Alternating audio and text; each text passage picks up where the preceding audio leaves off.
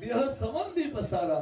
नाही का हा त्याचा मालकाचा काही संबंध नाही, तसा आत्म्याचा आणि देहाचा काही संबंध नाही. आणि ज्याने संबंध लावला माझे माझे म्हणून वाया गेला महाराज सांगतात. तसा हा प्रकाराचा माणूस आहे. आकाराचा माणूस संडास बाथरूमवर, प्रकाराचा माणूस शेतात आणि संस्काराचा माणूस कीर्तनात असतो. त्या ठिकाणी तो कुठेच नसतो, तो कीर्तनामध्ये असतो. असे 3 प्रकार, रजगुणी माणूस, तमगुणी माणूस आणि सत्वगुणी माणूस. आहे का? तसं पामर आहे, एक विषयी आहे आणि एक जिज्ञासू आहे. पामर जो आहे त्याला देव, तो देव मानत नाही. पामर जो आहे त्याला देव नको बी आणि तो देवाचं अस्तित्व मान्य करत नाही. हा पामर आहे. तो देवच नाही म्हणतो जगामध्ये. मला सांगा, देव नाही का देवाला पाहायच्या दृष्टीने? बऱ्याच गोष्टी अशा आहेत की त्या दिसत नाही. आता उन्हाळा लागलाय, हिवाळा संपलाय. आता हिवाळ्यामध्ये तुम्ही काय घालायचे? हा बोलत जा, आपलं खेळीमेळीची कीर्तन असते. स्वेटर घालायचे, बरोबर बाबा? का घालायचे? थंडी वाजते म्हणून. वाजते थंडी इकडे बी. आता मला भासते थंडी. क्या बात आहे, हुशार बाबा तुम्ही. आणि थंडी भासते. काही गोष्टी दिसतात पण त्या नसतात. मृगजळ दिसतं ना, दिसतं ना, मृगजळ दिसतं पण ते नाहीये. नाही का? नरोबराची फार गोड उभी सांगतो तुम्हाला. बहु मृगजळ देखोनी डोळा, तुमकी जे अमृताचा गिळीता गळाला, तोडीला परशु बांधिला गळा, शुभते काला भे. मृगजळ दिसतं पण ते नाहीये. पण तशा बऱ्याच गोष्टी आहेत त्या दिसत नाही पण त्या आहेत. आता बाबांनी सांगितलं की थंडी भासते. मग मला सांगा, ती भासते पण दिसते का? नाही का? मग दिसत नाही पण नाही का? नाही का? प्रेमान पाच जाऊ बाबा नाही का? आणि तुम्हाला सांगतो नाही का, चेहराच तसा आहे पण प्रेमळ आहे. थंडी दिसत नाही पण भासल्याशिवाय राहत नाही. ती जाणवते म्हणून आपण स्वेटर घालतो. तसा माझा परमात्मा दिसत नाही पण तो भासल्याशिवाय अनुभवण्याचा दिसतो. नाही का? परंतु काही मानतच नाही. ते म्हणतात नथिंग इज द गॉड. इंग्रजाची अवलाद. देव मानतच नाही म्हणता मी. आणि जे मानत नाही ना त्याला इलाजच नाही. काही तुम्हाला सांगतो, व्यवहार असो की परमार्थ असो, एखाद्या व्यक्तीने जर म्हणलं मी त्या महाराजला मानत नाही, त्याच्या नादी लागायचं नाही. जो आपल्याला मानतो तो आपले गुणदोष पाहत नाही, आणि जो आपल्याला मानत नाही त्याच्यापुढे जीव बी कापून ठेवला तो जिंदगीत आपला होऊ शकत नाही गड्या. त्याच्यामुळे टेन्शन घेऊच नका जिंदगी जगण्याचं. हा मानसशास्त्राचा नियम आहे.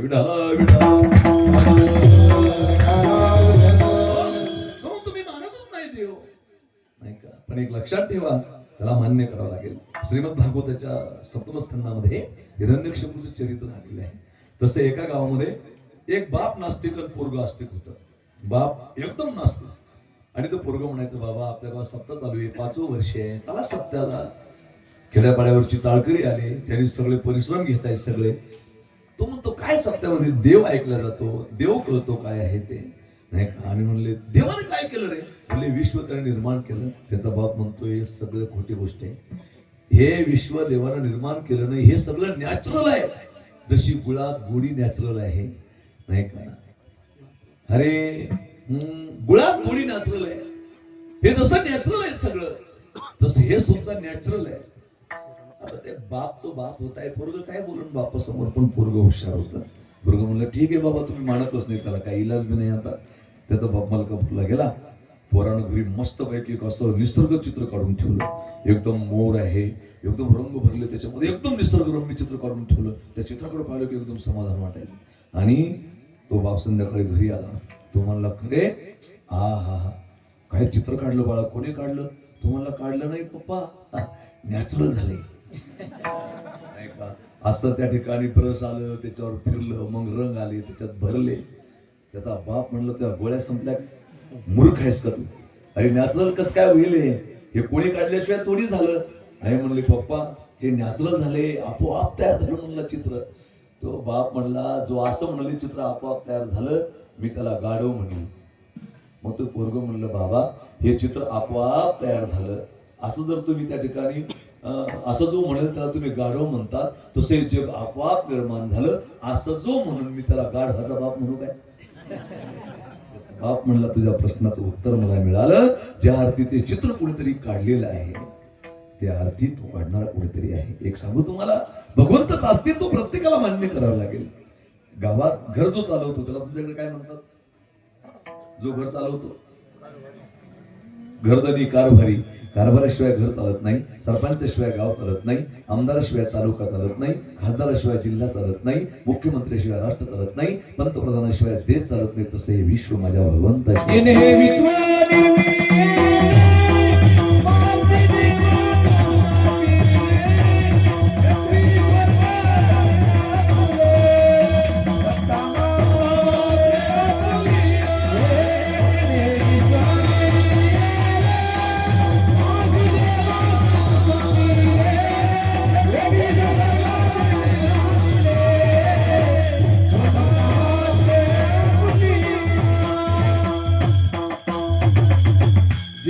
विश्व निर्मिले महर्षी देवा संस्थापिले 21 स्वर्गात ते धरिले सत्ता मात्रे अपुलिया. हरे किंवा म्या बोलविल्या वेद बोले, म्या चालविल्या सूर्य चाले, म्या हलविल्या प्राणू हले जो या जगात जळिता. वृक्षाचे पाने हले ज्याची सत्ता राहिली अनंत मग तुझिया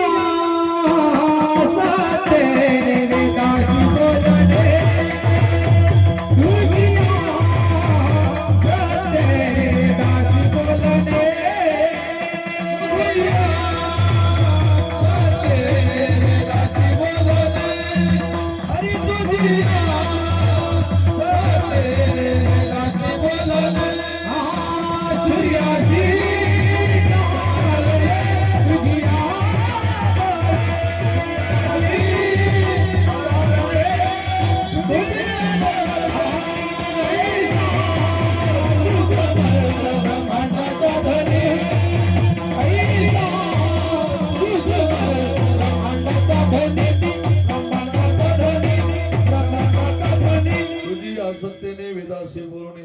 सूर्यासी चालणे तुझी सत्य ऐसा तू समर्थ ब्रह्मांडाचा धनी. हे वर्म जाणून शरण आलो. याचा अर्थ असा आहे की कोणीतरी हे करणार आहे, पण जो पामर आहे तो देवच मानत नाही. तो देव नाही आहे, मी मानत नाही देव. काय करा, एक वर्ग आहे तो विशेष आहे, तो देव मानतो पण त्याला देव नको आहे. नाही का, त्याला देवाच्या नावावर आयुष करायची आहे. मी बोलत नाही, ज्ञानोबरायाची भाषा सांगतो तुम्हाला. म्हणते संसारी जन्मी जे यज्ञाधिक कर्म कीजे मग स्वर्ग सुख भोगीजे मनोहर. त्याला देव मानतो पण त्याला पाहिजे नाही देव. मग स्वर्ग सुख भोगीजे मनोहर. नाही का, फार अवघड झाली परिस्थिती. आमच्याकडे एका महाराजांचं रामायण होतं आणि त्यांना सांगितलं बाई तर तुम्ही राहा. ते म्हणे मी या रूम मध्ये राहू शकत नाही, मला एसी पाहिजे, मला त्या ठिकाणी नवीच गादी नवस सगळं त्या ठिकाणी पाहिजे आणि मला माझ्या रूम मध्ये कोणी त्या ठिकाणी यायचं नाही. माझं फार वेगळं असतं काम. ज्या रामानं 14 वर्ष जंगलात भानक्या मारल्या त्या रामाचं रामायण सांगणारा एसी शिवाय झोपत नाही. ही दुर्दैव आहे. विठ्ठल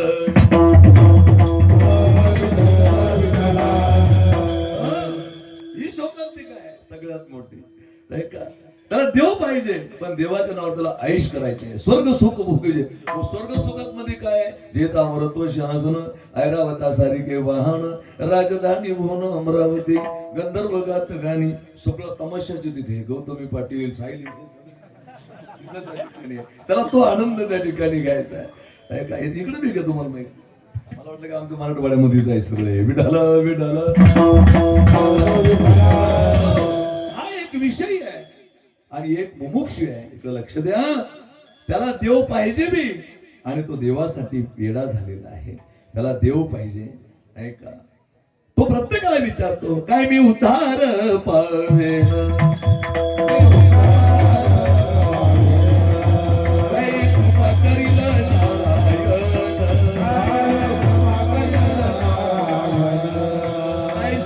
तुम्ही सांगा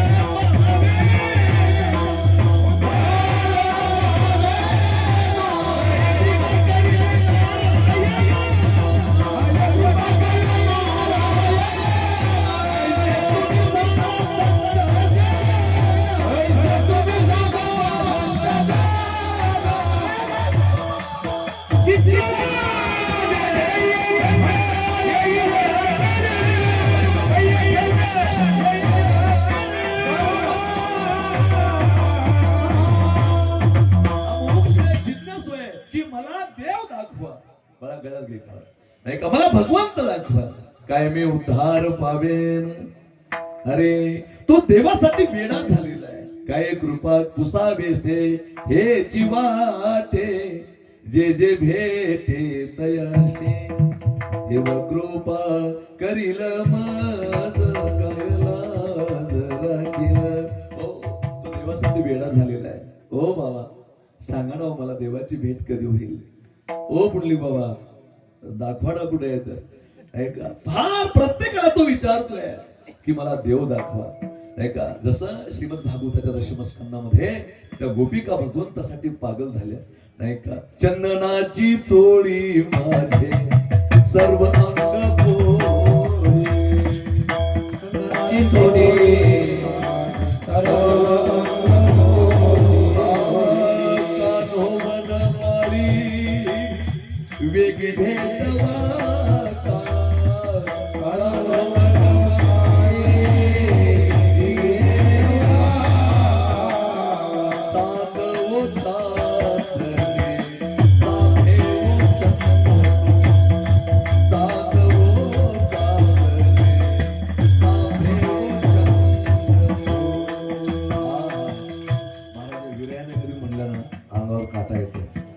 डोळ्यात पाणी येतं. हो, ज्या दिवशी भगवंताच्या विरहामध्ये तुमच्या डोळ्यात पाणी आलं, समजून त्याला परमात्म्याने तुम्हाला दिलेला मिस कॉल येतो, नाही का. डोळ्यात पाणी येणे, अंगावर शहारे उभे राहणे, लोकांच्या अंगात काठीच राहिली नाही महाराज, सगळे किडे झाले. त्या गोपिका रडतायत की देवाची भेट करून द्या ना मला, कधी भेटेल तो, नाही का. जसे स्वामी विवेकानंद त्या ठिकाणी पागल झाले होते कि मुझे ऐसा कोई मदमस्त महात्मा मिलेगा जो परमात्मा का दर्शन करा देगा. शेवटी रामकृष्ण परमहंसाची भेट झाली. ही जी अवस्था आहे ना, ही अवस्था अलौकिक अवस्था आहे. ज्या दिवशी अवस्था तुमच्या अंतःकरणामध्ये त्या ठिकाणी ठसावेल ना, त्या दिवशी समजून चला, कधीतरी बसा देवाच्या समोर आणि प्रार्थना करा त्याला, कधीतरी भेट मला तू, कारण तुम्हाला एवढं मोठं जेणे हा जीव दिला दान, त्याचे करील चिंतन, जगत जीवन नारायण नासे गायन गुण तयाचे थोड्या भिवरेच्या तिरी. इकडे लक्ष द्या, नाही का. आज लोकांना महाराज चिंतनेविषयी नको कीर्तनामध्ये, लोकांना कीर्तनात तमाशा पाहिजे, हे दुर्दैव महाराष्ट्राचं, नाही का. मी तुम्हाला विनोद नाही सांगणार जास्त गड्या, परंतु त्या ठिकाणी थोडा बारीक विचार करा की त्याने किती सुंदर आम्हाला बनवलं. कधीतरी बसा सकाळी सकाळी देवाच्या जवळ आणि फील करा असं त्या ठिकाणी की मी आता चांगला आहे, तरुण आहे. मला सगळेजण त्या ठिकाणी माझं त्या ठिकाणी म्हणतायत मी आता तरुण झालो, तारुण्यामध्ये आलो, सगळ्याचे माझ्यावर लक्ष आहे. नंतर सर्वांच्या अनुमती माझं लग्न झालं, लग्न झाल्यानंतर माझं सुंदर आनंदाचा संसार आहे. बायको नांदायला आली, 1-2 लेकर बाळ झाले, लेकर बाळ मोठाले झाले. मी आता वृद्ध अवस्थेकडे त्या ठिकाणी झुकतोय. अन्नम वेलकम परितम मुंडम दशन विनम जातुम तुंडम वृद्धो याती गृहीत वादनम तदपती मुश्चन अशा पिंडम, अशी माझी अवस्था झालेली आहे. आणि अशी अवस्था झाल्यानंतर त्या ठिकाणी मला सगळे आता ज्याच्या त्याच्या कामात राहतात, मी एकटाच घरामध्ये राहतोय. मला आता कोणीच माझ्या जवळ सुद्धा उभं राहायला तयार नाहीये. तेव्हा माझ्या भगवंताशिवाय मला कोणीच त्या ठिकाणी सोडू शकत नाही. कधीतरी फील करा, नाही का, कधीतरी एकटं व्हा आणि विचार करा, व्यक्त व्हा भगवंताकडे, आणि तेव्हा त्याला प्रार्थना करा की तुझ्याशिवाय मला आता कोणीच नाहीये. तारुण्याच्या कालावधीमध्ये माणूस कुणाला मानत नाही दादा, परंतु जेव्हा वेळ येते ना, जेव्हा माणूस एकटा पडतो ना, ऐका, जननी जनक भगिनी सुतदारा तनुधनु सुरद भवन परिवारा सब काही ममता ताग बटोरी बांधई मम पद प्रेम की डोरी. एकदा त्या ठिकाणी भगवंताला शरण जाऊन पहा, ऐका, आणि त्याला म्हणा, आणि त्याच अवस्थेमध्ये आपलं वृद्धापकाळ जवळ यावा, सगळे त्यात आपल्याला अर्धांग वायूचा झटका यावा. एका कोपऱ्यात आपण पडेल राहतो, कोणी आपल्या जवळ राहत नाही, तेव्हा मात्र भगवंताची आठवण येते. तेव्हा कळतं त्या ठिकाणी की मी काय कमावलं आणि काय गमावलं. मस्तीच्या धुंदीमध्ये याच्याशी राजकारण कर, त्याच्याशी राजकारण कर, याचे पायवड त्याचे पायवड, याला काही बोल त्याला काही बोल, हे सगळं सोडून द्या आणि एकदा भगवंताला शरण जाऊन पहा. आत्मिक समाधान याच्यापेक्षा मोठी श्रीमंती जगात नाहीये. गोधन गजधन बाजी धन और रतन धन खान, जब आवे संतोष धन सब धन धुरी समान. आणि ते संतोष धन अर्थात परमात्मा, त्याच्या शोधामध्ये गोपिका निघाल्या, अनेक जण निघाले. ऐका, चंदनाची चोळी माझी सर्व अंग पोळी, कानो वन मारी वेगी भेटा का.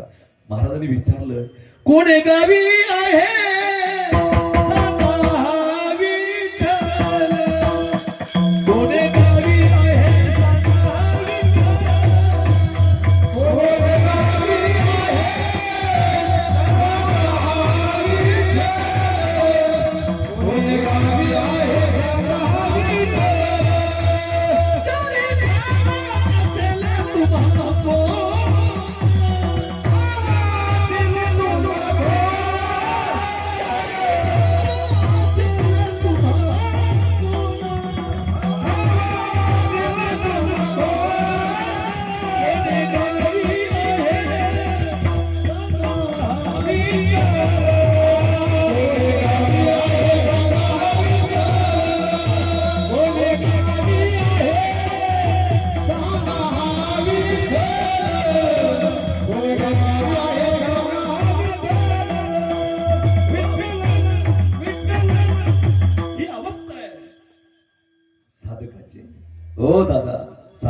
कुठे भेटेल मला? कोणे गावी आहे सांगा हा विठ्ठल, जरी ठावा असेल तुम्हा कोण.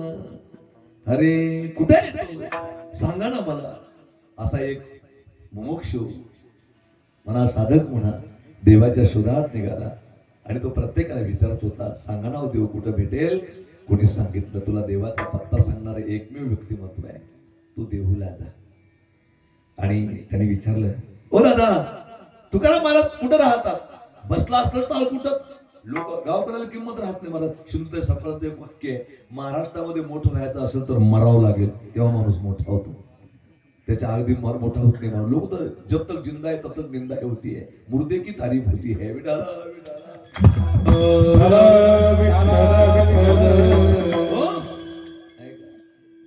कुठे राहतात तुकोबर आहे? आणि ते तुकोबर आहे बसले होते मस्त भजन करत. काळ सारावा चिंतने, आपलं आपलं चिंतनात काळ चालला होता. आणि काळ चिंतनातच जावा. महाराज सांगतात फार चिंतने सारे तो धन्य धन्य काळ, चिंतने सारे तो धन्य धन्य काळ.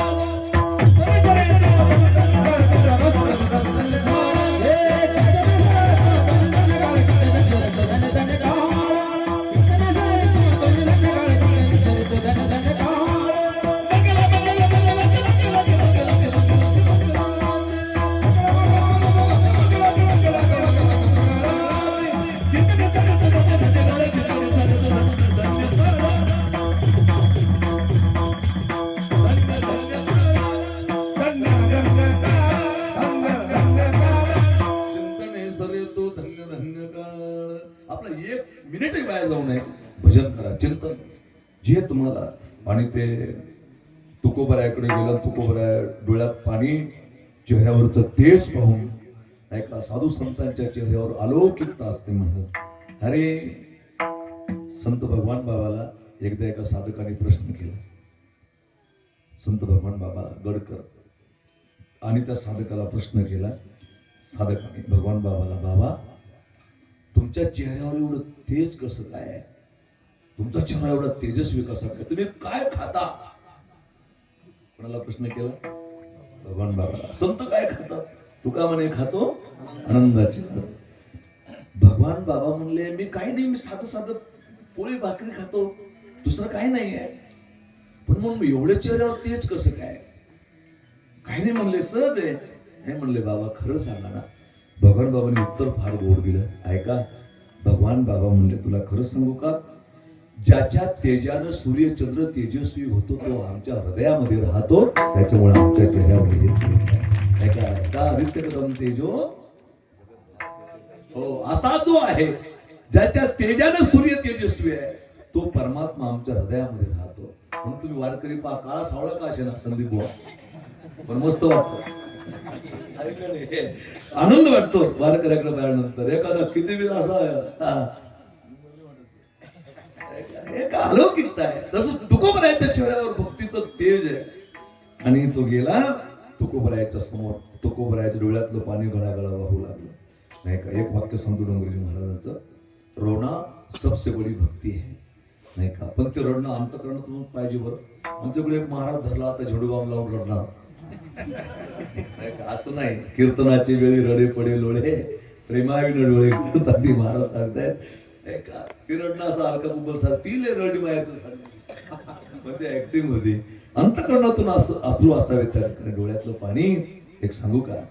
एक फार गोड वाक्य सांगायचे डोंगरेजी महाराज, रोना सबसे बड़ी भक्ति होती है. ऐका, शावर का पानी जब तन पे पड़ता है तो तन की शुद्धि होती है, लेकिन आंखों में का पानी जब तन पे पड़ता है तो मन की शुद्धि होती है. और जिनके मन की शुद्धि होती है उनके हृदय के सिंहासन पर परमात्मा का वास्तव्य होता है. जिनके हृदय दंभ कपट न माया, जिनके हृदय दंभ कपट न माया, जिनके हृदय बसहूर भुराया. आणि तुकोबाराने डोळे उघडले. समोर एक साधक बसलेला मुमुक्षू. त्याला विचारलं तुकोबाराने, अरे अरे बाबा कसा आलता?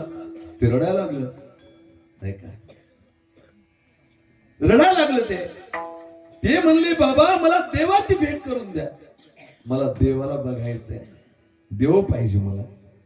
तुकोबराय म्हणले एवढा सोपा आहे का? बरगडा उघडा पडला रे, स्वप्नात नाही तो, नाही का? स्वप्नी तो ही कैसा न दे कसी डोळा, तोही कैसा न दे कसी डोळा, सुंदर सावळा खवखवी,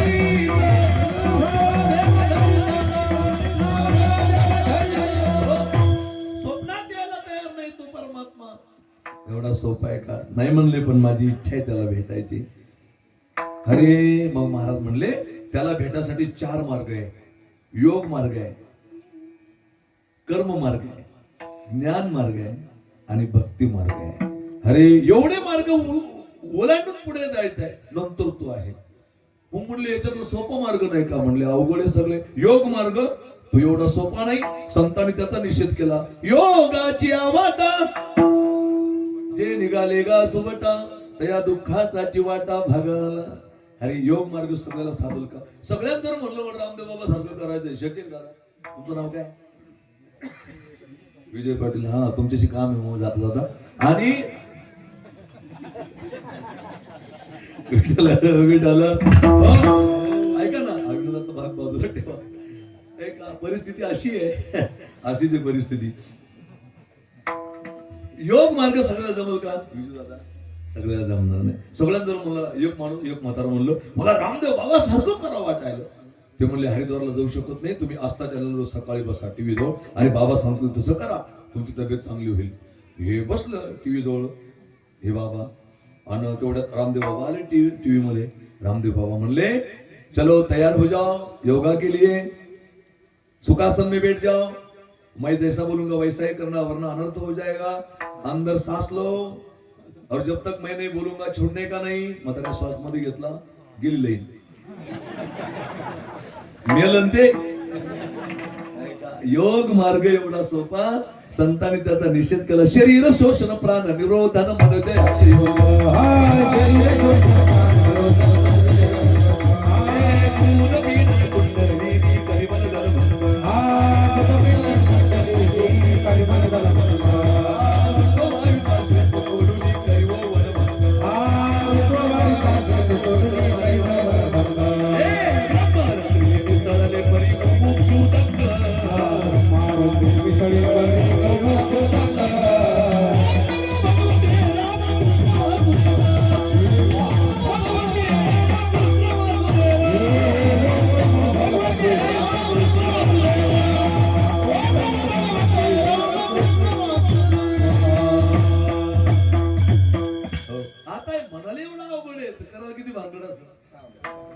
शरीर शोषण प्राण निरोधन म्हणजे हठयोग गुदपीडन कुंडलिनी कलिमल भंग मृदुवायूचा शोध गुरुने कलिमन भंग ब्रह्मानंदने मिसाले परे मुमुक्षुदंग ओम नमो भगवते रामकृष्ण वासुदेवा. त्यामुळे संतांनी भेदभाव तोडून घेतला प्रेमाचा गुरुला शुद्ध नाम असे हरीचे निमुखी लावला ताळा. हरीच मरणाचे निवडे अंकित केले कळकळा एकाच्या नाताने अखंड सुख सोहळा डोळ्याला पाणी आपलं. ही परिस्थिती आहे नाही का? हे एवढं सोपं नाही. आणि मग कर्म मार्ग तो बी संतांनी मोडला. मोडून ये वाटा मोडून ये वाटा सूक्ष्म दुस्तर मोडून ये वाटा मोडून ये वाटा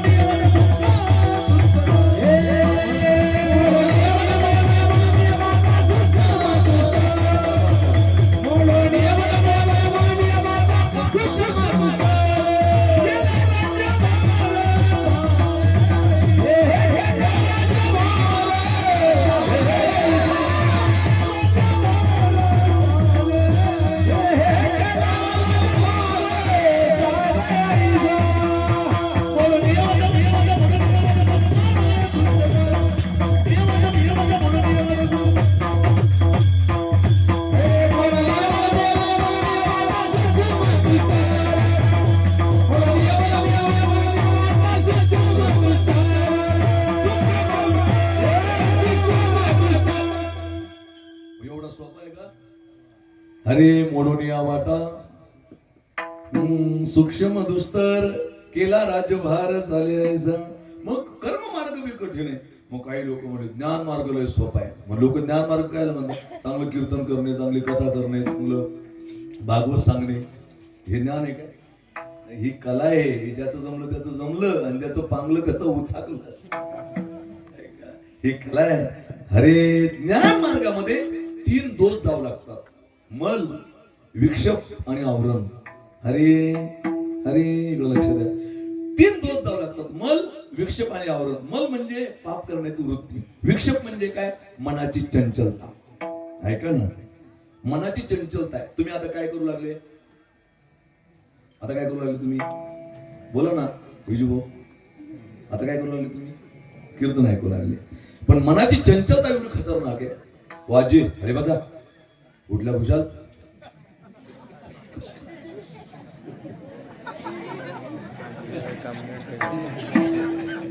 नाही कळलं का?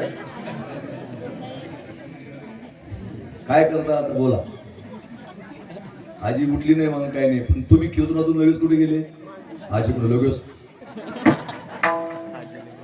ही आपली मनाची काय आहे? मन चंचल चपळ सताई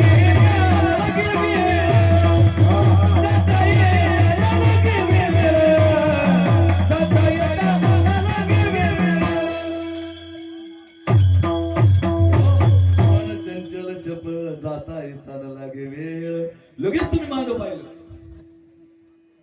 मग तुम्ही कीर्तनात होते ना, मग मागं पाहायची गरज होती तुम्हाला. तरी लगेच तुम्ही वळले त्या ठिकाणी. ही आपल्या मनाची चंचलता आहे. म्हणून आपण ज्ञानाचे अधिकारी नाही. ऐका हे बाळा, कोणी कळायचं नाही असं नको करू नये. ही आपल्या मनाची चंचलता आहे. ही चंचलता दूर होणे, तो ज्ञानाचा अधिकारी आहे. मग तो ज्ञानाचा अधिकारी कोण ठरला? अर्जुन. ऐका, अर्जुन जी ठरले. जेन सांगेची पिता वसुदेवासी, जेन सांगेची माता देवकीशी, जेन बोलेची बंधू बळीभद्राशी, ती गुह्य अर्जुनेशी बोलत. त्याचं कारण अर्जुन हा ज्ञानाचा अधिकारी होते. अर्जुन ज्ञानाचे अधिकारी होते का? त्याचं कारण आहे की जे वसुदेवाला सांगितलं नाही, चंचलता मनाची त्यांची होती. नाही का? तशी भगवंताने गीता अगोदरच सांगितली. श्रीमद भगवद्गीतेचा 4था अध्याय सांगतो तुम्हाला. इमं विवस्वते योगं प्रोक्तवान हम व्यय विवस्वान मनवे प्राहु मनुरेक्षवा कवे ब्रवीत. अगादेव म्हणे पंडुसुता आयोगामी निरुता कतिले परिते वार्ता बहुता दिवसांचे. कुरुक्षेत्रावर सांगितली गीता. नाही का? मग तेने विवस्वते रवी हे योग स्थिती आगमी कतिले दान बरवी मनोप्रती म्हणून आपण अनुष्ठिली इक्ष्वाकुला उपदेशिली ऐशी परंपरा विस्तारली अद्य हे का. तेथून या योगाते राजर्षी झाले जाणते. तेथून आता संप्रदे नेने जे कोणी. मग तो योग लोप पावला का? जे प्राणी आकामी भरू देहाची वरी आदरू म्हणून पडला विसरू आत्मबोधाचा दामोदर सांगतो. आणि मग भगवंताने अर्जुनाचं निमित्त केलं आणि गीता सगळ्या जगाला सांगितली. पण गीता कुठं सांगितली? गीता कुठं सांगितली? कुरुक्षेत्रावर सांगितली. मग कुरुक्षेत्रावर शांतता होती काय? नाही का? मारो, काटो, भागो, दौडो. एवढ्या गोंगाटात गीता सांगितली तरी त्या मात्रांना ऐकली. इकडं तिकडं आपल्या म्हातारीनं माग पाहायला लागलं आपल्याला. पण एवढं सगळं हाना मारा तिथं असताना अर्जुनानं ती गीता आत्मसात केली. तो ज्ञानाचा अधिकारी आहे. म्हणून ज्ञान एवढं सोपं नाहीये. नाही का? मग मल, विक्षेप आणि आवरण दोष हे माझं हे 3 दोष ज्याचे जातात तो ज्ञानाचा अधिकारी आहे. त्याला भगवंत भेटतो, त्याला भगवंताची प्राप्ती होते. हे साधक तर हॅम झालं. ते म्हणलं बाप जन्मी जमणार नाहीये. नाही का? म्हणले मग भक्ती सोपी आहे. महाराज म्हणले खोटी गोष्ट आहे, भक्ती सोपी नाही. नाही का? भक्ती दोघाटीनं शुळावरील भक्ती दोघाटीनं शुळावरील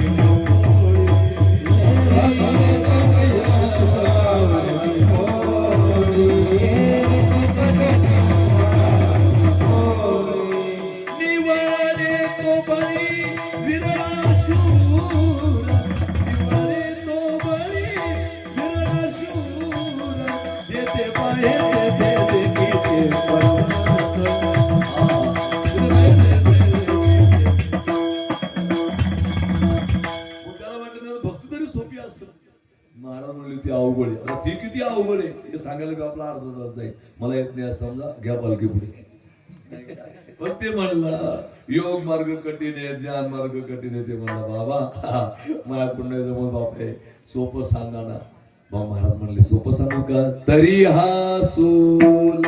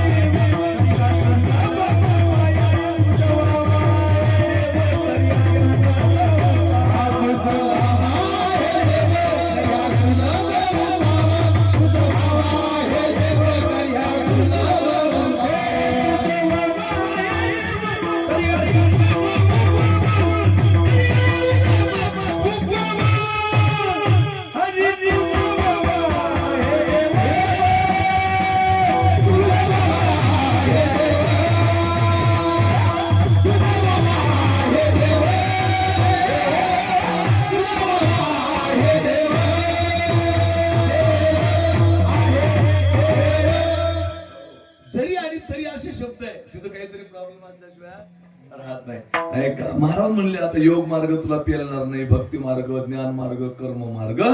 मग तर सोपं सांगतो बुवा आता. नाही का? तरी हे जरी जमत नसलं तरी ते तू असं कर. ज्ञानोबराला तरी शब्द केव्हा येतो? जेव्हा काहीतरी प्रॉब्लेम दिसला तेव्हा. नाही का? ज्ञानोबराला म्हणावं लागलं. तरी शब्द अनेक ठिकाणी आलेले आहे. तरी अवधान म्हणजे तुमचं चित लागत नाही पण इकडं पहा. नाही का? सोपं आहे. मग सर्व सुखाशी पात्र होईजे हे प्रतिनोत्तर माझे बघणं आहे का? तरी नाही का? तर तुला सांगतो, तुला जर तुला हे झेपत नसल तर हा सुलभ उपाय. काय सुलभ उपाय? अभंगाचं पहिलं चरण. भावे गावे गीत,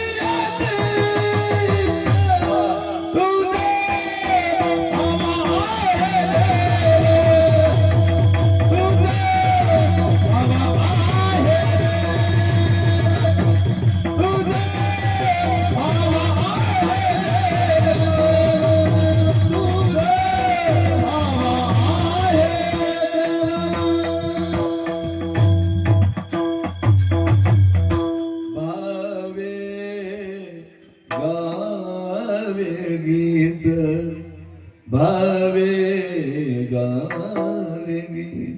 किती सोपं सांगितलं. तुला परमात्मा पाहिजे ना, भावानं गीत गा. आम्ही गीत गात नाही का? नाही का? मितवा तुझे मेरे गीत पुन्हा ते गीत नाही आहे. मितवा भितवा नाही दे मार खाय नाही का? हे जे गीत आहे नाही का, गीताचे लय प्रकार आहे. भावगीत आहे, अजून भक्ती गीत आहे, अजून पहिले वाजायचं. हा कोण म्हणलं? बरं ठीक आहे, चांगला अभ्यास आहे नाही का. पहिले ते अशा अँटिनी होते बघा, आणि ते दर बुधवारी एक गीत यायचं, त्याचं नाव होतं छाया गीत, चित्रवाहिनीवर नाही का. भागवतात काही गीत आली, उगल गीत आहे नाही का. अजून गोपी गीत आहे. जयती ते दिकं जन्ननामृज श्रीयत इंदिरा. पण महाराज म्हटले गीत म्हणजे इथं नेमकं काय? तर गीत या शब्दाचा अर्थ भगवंताचं नामचिंतन नाही का. रामकृष्ण गीती गात टाळ चिपळ्या छंदे आपुलिया.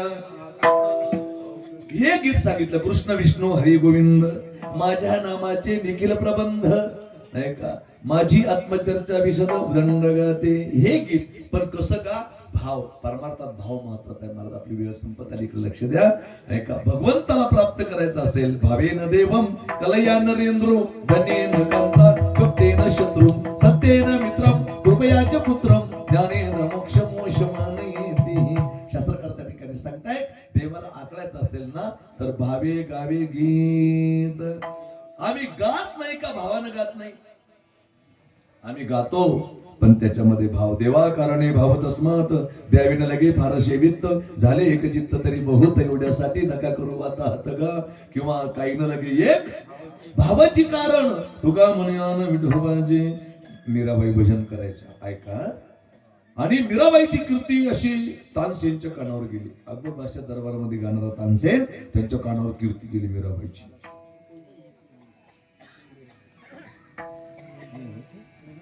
आणि एकदा मीराबाईचं भजन चालू होतं. ऐसी लागी लगन मीरा हो गई मगन वो तो गली गली हरि गुण गाने लगे. ऐसी लागी ताली वाजवा ऐसी लगी महलों में पली बच्चे द्रोगन चली मीरा रानी दीवानी कहाने लगी. वो तो गली गली गली हरी गुन गाने लगे. ऐसी लगी मीरा हो गई. क्या बात है. बैठी संतों के संग रंगी मोहन के रंग मेरा प्रेमी प्रीतम को समाने लगी. वो तो गली गली हरी गुन. आता ते हरे मीराबाईची कीर्ती. मग स्वर बरोबर आहे ना? मग स्वरात थोडा कच्चा आहे महाराज. स्वराच्या बारेत माझं थोडं असं आहे. मला काही कळत नाही, बी कळत मला. आणि बऱ्याच जणांना कळलं नाही. विडाल विडाल मीराबाईचं भजन चालू. तानसेन तिथे गेले आणि मीराबाईचे डोळे बंद. आता कधी कधी डोळ्यातून पाणी यायचं मीराबाईच्या. आणि राग थोडा असा मागं पुढं झाला एक दोन वेळेस त्या भावनेच्या भरामध्ये. आणि ज्याला गायनाचं पक्क ज्ञान आहे महाराज त्याच्या समोर जर बेसूर गायलं तर त्याला त्याच्या डोक्यात टाळ टाकावं.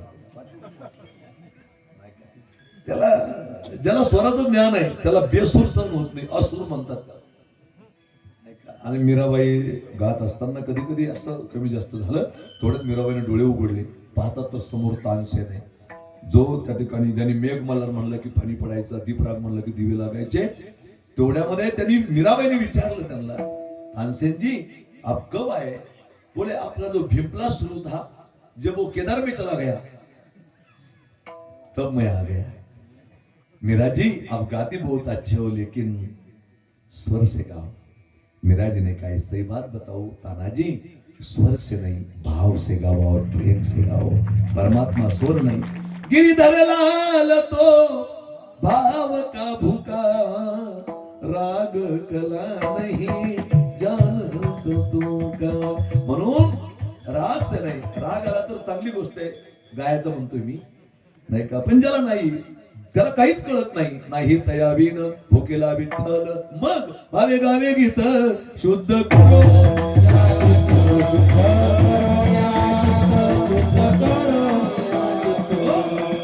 अरे भावानं ते गायचं. अजून एक प्रसंग येतो. तानसेन एकदा त्यांच्या गुरुला भेटायला गेले. त्यांचे गुरु वृंदावन मध्ये राहायचे. त्यांचं नाव होतं संत हरिदास. अरे आणि ते सुंदर गायचे हरिदास फार मोठे. आणि एकदा तानसेन त्यांच्याकडे गेले आणि गुरुनं सांगितलं, तानसेन एक दो ख्याल गा के बताओ, एक दो चीज गाओ. तानसेन इतकं सुंदर गायलो महाराज. आणि त्यांचे गुरु हरिदास कुटियामध्ये गेले. एक परात भरून मोहरा आणल्या, सोन्याच्या मोहरा आणल्या. किती? परात भरून. आणि त्याने सांगितलं हे क्या है गुरुदेव? बोले सोना आहे, सोन्याच्या मोहरा आहे. नाही म्हणले मला काय करायचं. नाही म्हणले इतकं सुंदर का तू गुणवानाची किंमत केली पाहिजे नाही का महाराज. गुणवानाची किंमत केली पाहिजे नाही का. आज तुमच्या गावात इतके आले हे तुम्हाला सोपं वाटतंय सगळं. हे मस्त भजन म्हणतात, हे मस्त वाजवतात, पण हे सगळं आत्मसात करण्यासाठी त्यांना काय साधना करावी लागली हे त्यांना माहिती आहे नाही का. म्हणून गुणवानाची किंमत केली पाहिजे. काही काही गावातल्या लोकांना काही किंमत नाही. मला आश्चर्यात धक्का बसला. सरपंचाने सांगितलं काकडा बी तुम्हीच करता नाही का. मी अशी पहिली गुणवान पाहिली नाही का. मग ते काकडा करता सगळं करता तर तुम्ही बी त्यांची किंमत जाताना केली पाहिजे आज मी लय दिवस पकवाज वाजवला नाही का साधं वाटतं आपलं एक बोल बसत नाही का दहा न इकडे दहा तिकडे तिकीट कथा कधी गण गण गण गण गण गण दहा तिकडे दहा तिकडे दहा तिकडे तिकीट कथा कधी गण दहा न देन दहा तिकडे तिकीट कथा कधी गण दहा न देन दहा तिकडे तिकीट कथा कधी गण किती मात्रेचा आहे नाही का मग आता हा बोल मी म्हणला सहज पण तो बोटानं वाजवला बसला थोडा वेळ लागला असेल का हे गेलो वाजत येते येऊन पाहिजे तू तसं नाही गुणवानाची किंमत झाली पाहिजे म्हणजे नाही का आता मी कथा बंद केल्या जवळजवळ करत नाही माझ्या पाठीमाग खूप मोठा व्याप आहे पण माझ्या सोबतचे गुणवान एवढे खुश आहेत महाराज गावकरी नाही पैसे दिले तर मी त्यांना माझ्या खिशातून पैसे देतो नाही का कारण यांच्या भरोशावर आहे सगळे आणि कीर्तनकारापेक्षा गुणीजनाची किंमत गावकऱ्यांनी बी केली पाहिजे त्यांच्या भरोशावर सगळे महाराज आहे नाही का मुर्दा किती बी श्रीमंताचा असो कमाल खांदे करायचीच जर तिथं ठेवला ना वाशिम त्याचा नाही का पण लोकायला काही वाटत नाही का संत हरिदास म्हणले अरे काही हरकत नाही म्हणले राव दे आणि मग त्यांनी जेव्हा झाकण काढलं त्याच्यात काय होतं त्या परत काय होतं कशाच्या आंब्याच्या नाही सोन्याच्या आणि त्या मोहरा पाहिल्या त्याच्यावर एक फुटकी कवडी होती कशावर त्या मोहरावर याला आश्चर्य धक्का बसला कुणाला तानसेनला तानसेन म्हणला मोठ्या माणसाच्या कृतीत बी काहीतरी वेगळी कला असते ते म्हणलं सोन्याच्या मोहराण्याच्यावर फुटकी कवडी कशी काय ते म्हणले गुरुदेव मला कळालं नाही तुम्ही सोन्याच्या मोहरा दिल्या मला पण फुटकी कवडी कशी काय म्हणले तानसेना तू गातो इतका सुंदर त्याची किंमत सोन्याच्या मोहरा आहे पण तू देवासाठी गात नाही एका राजासाठी गातो त्याची किंमत माझ्या नजरेत कवडी किंमत आहे नाही का गायच असेल तर देवासाठी आणि कसं गावे गावे गीत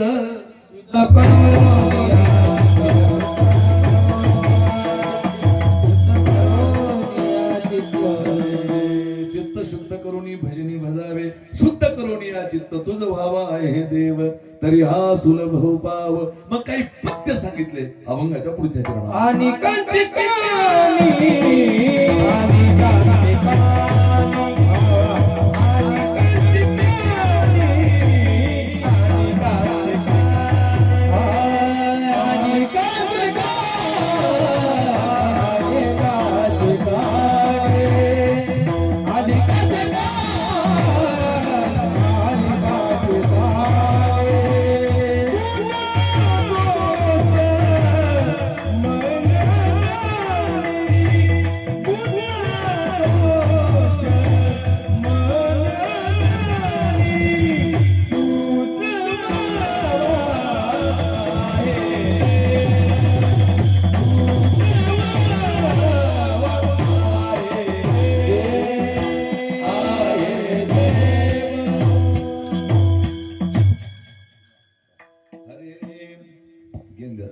दुसऱ्याचे गुणदोष पाहायचं नाही काही काही लोकांना सवय असते उचकायची नाही का कबीरा निंदक ना मिलो पापी मिलो हजार एक निंदक के माथे पर लाख पापी का भार कबीरा लाख पापी का भार दुसऱ्याचे गुणदोष पाहायचे नाही काही काही लोकांना निंदा करायला सवय असते ह्यो असा त्यो तसा ज्याचं काय खरंय त्याचं काय खरंय ते तुम्हाला माहित आहे कशाला उचापतो नाही का मी जर म्हणलं तुम्ही चांगले नाही आता तुमच्याकडे बोट दाखवलं मी तुम्ही चांगले नाही तर माझ्याकडे बोट किती आहे तुम्ही एक पण चांगले नाही पण मी नाही का स्वतः नाही का स्वतःच्या आत पाहिलं पाहिजे की मी कसं काय काही लोक म्हणतात महाराज दुनिया लय बिघडली कधी तुम्ही आत्मपरिवर्तन केलं का तू किती बिघडली एक सांगू का दुसऱ्याचे दोष पाहतो माणूस पण स्वतःच काय असतं मला सासूच्या सुनाच्या गप्पा नाही मारता येत पण मनसुख बाबाच्या मुखातून ऐकलेला दृष्टांत आहे अरे पूर्वीच्या काळात सासूरवास लय होता बरोबर एक नेम आहे सासूरवास होता आता सासूरवास राहिला नाही त्याचं कारण असं आहे हिचं पोरग भाजलं हे महत्वाचं पहिले सासूरवास फार मोठा सासूरवास होता कारण मुलीच्या बापाला काय होती गरज होती आता बाबा माझ्याकडे आता 60-70 जण भरती आहेत माझ्याकडे व्यसन मुक्ती केंद्र आहे महाराष्ट्राच्या बाहेरून माझ्याकडे लोक येतात दारू सोडायला. दारूला जगात औषध नाही कुठं, मनाशिवाय आणि अध्यात्माशिवाय. तुम्ही बौद्ध असाल तुम्ही विहारात गेलं पाहिजे, तुम्ही ख्रिश्चन असाल तुम्ही चर्चमध्ये गेलं पाहिजे, तुम्ही मुस्लिम असाल तुम्ही मस्जिदमध्ये गेलं पाहिजे, आणि तुम्ही हिंदू असाल तुम्ही कथा कीर्तनात आलं पाहिजे. ते दारूला औषध आहे सगळ्यात मोठं, त्याच्यापेक्षा मोठं औषध नाही. सगळ्या मोठ्या गोष्टी आहेत. माझ्याकडे 2-2 लाख रुपयाचे पोटात गोळ्या टाकून आले लोक सध्या भरती आहेत तिथे, क्लास 1 क्लास 2 नाही का. तुम्ही युट्यूबला नवचैतन्य व्यसनमुक्ती केंद्र सर्च केलं सगळं दिसून जातं आमचं काय चालू आहे तिकडे नाही का. औषध नाही. आणि माझ्याकडे सगळे आपलेच भरती आहेत. माळी कोळी तेली तांबोळी सुतार कुंभार लोहार बंजारा न्हावी बौद्ध मातांग सगळे 18 पगड जातीचे लोक माझ्याकडे भरती आहेत. फक्त मुस्लिम समाजाची नाही कोणी नाही का. एक दिवस ना महाराज आपलं कांड होणार आहे का. थोड्या लाज झाला पाहिजे. आम्हाला आज एकत्र येण्याची गरज आहे आणि एकोप्यानं राहण्याची गरज आहे, नाही तर पुढचं भविष्य फार खराब आहे. तुम्हाला सांगतो नंतर बोलणार आहे मी. 5 मिनिटं वेळ झाली आपली नाही का. वेळ होत आली, थोडा वेळ राहिला. अशी परिस्थिती आहे.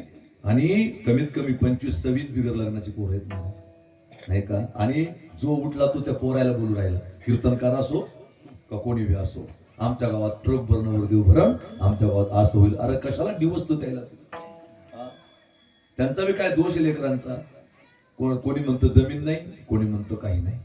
लोक पोरीच्या बापाची बिल्या अपेक्षा वाढल्या. आम्हाला त्या ठिकाणी नोकरी लागल, आमच्या पोरीला राहायला चांगला फ्लॅट लागल, आम्हाला त्या ठिकाणी शेती पाहिजे, आणि पोरगी शेतात बी जाणार नाही. ते पोरग म्हणलं बिलकुल पोरगी शेतात जाणार नाही, फ्लॅट भेटल गाडी भेटल सगळं भेटल, मग शेतात बिलकुल जाणार नाही. म्हणलं कसं काय. म्हणे हे घ्यायच्या नाता शेतच विकून टाकतात मी ते कशाला जाईल शेतामध्ये. फार अवघड झाली परिस्थिती तुम्हाला सांगतो नाही का. पूर्वीच्या काळामध्ये सासूरवास लय होता. मग ते एक नवीनच सून करून आली घरामध्ये म्हातारीनं, आणि ते पोरगी मस्त पैकी तब्येतीनं चांगली बिचारी, मायबापानं जीव लावला, आई वडील जीवच लावतात, एकदम चांगली ती लेक, सगळं आनंद वातावरण. आणि ती आली नांदायला.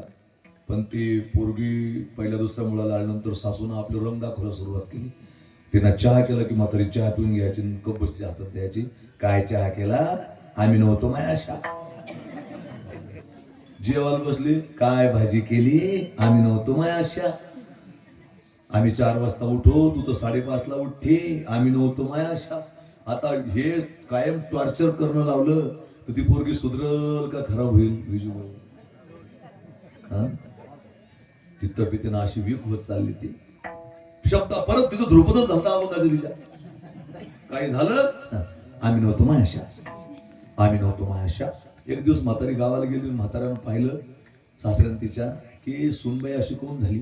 तिला बोलवलं, म्हणले बाळा इकडे बेटा. काय म्हणले मामा. त्या डोक्यावरून हात फिरवला, जवळ घेतला तिला, म्हणले हे बघ बाळा, मला लेक नाही, तूच माझी लेक आहेस.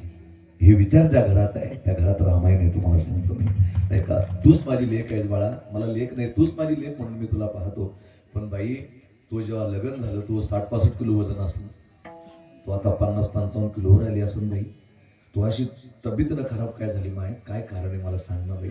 मी तुझ्या वडिलासारखं आहे, तुला कोण आहे इथे आमच्याशिवाय. ती म्हणते बाबा तुम्हाला मी खरं सांगते, तुम्ही बोलणार नाही ना पण आत्याला. नाही म्हणले शब्द परत आत्या मला म्हणतात, काय झालं, आम्ही नव्हतो माया अशा, आम्ही नव्हतो माया अशा, आम्ही नव्हतो माया अशा. आणि मला अशी धाक पडला, म्हणजे मला भीती उभी राहिली मला.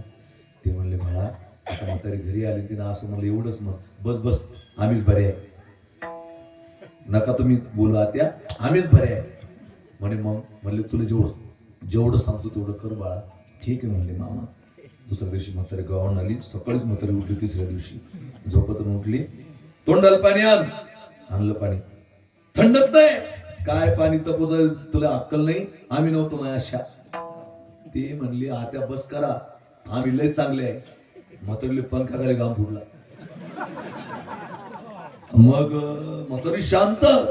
मग ती चहा घेऊन आली, म्हातारी गुपचीत चहा पिला. म्हातारी म्हणली बाई राहू दे, चांगलं झालं, मस्त आहे. बिलकुल बंदच झालं, आम्ही नव्हतो माया अशा. आश्चर्याचा धक्का बसला. पोरची तब्येत चांगली होत चालली. आणि एक दिवस म्हातारी म्हणली मी ते बारसे आहे ते बारसा चालले, घरी थांबतो. ती घरी थांबली. सोनबाई म्हातारा बसलो होतो बाजीवर. सुनबाई गेली आणि पाया पडली सासरेकडच्या. म्हणे बाबा 1-2 महिन्यापासून मी तुम्हाला विचारता माझी हिंमत नेऊ लागली. पण आता तर बंदच झालं म्हणले. आम्ही नव्हतो माझ्या आशा म्हणून. मामा काय भानगडी बरं, आम्हीच बऱ्या एवढ्या शब्दामुळे इथला कसं काय गुण येऊ शकतो. म्हातारं म्हणलं बाळा गुण आला ना. म्हणले हो. मग कशाला विचारते कोणत्या मेडिकल मधली गोळी आहे, कोणतं डॉक्टर कडून आणि काय तुम्ही कुठून औषध आणलं ते काय विचारते, गुण आला ना. नाही म्हणे पण मग मला सांगा ना, मला थोडी शंका येते कशामुळे एवढे गुण आला. म्हणले बाई तुला खरं सांगतो, जेव्हा तुझी सासू करून आणली तेव्हा 2-3 दिवस राहिले तरी पळू पळून जाईल. वावरात निमताना गेली, तिकडं गाडी धरली गेली पळून. काय झालं, गेली पळून. मधल्या मार्गे गेली म्हणले 4दा. आणि जेव्हा तो नवरा झाला तेव्हापासून ही थांबली म्हणे. एका सुधी एका म्हणले म्हातारी आपली का. नंतर त्या ठिकाणी कळालं की हिला गुण कसा काय आला. म्हणजे आपल्या तेवढे दोष असून सुद्धा सुनाला काय म्हणायची, आम्ही नव्हतो मग कसं या गुण दोष पाहू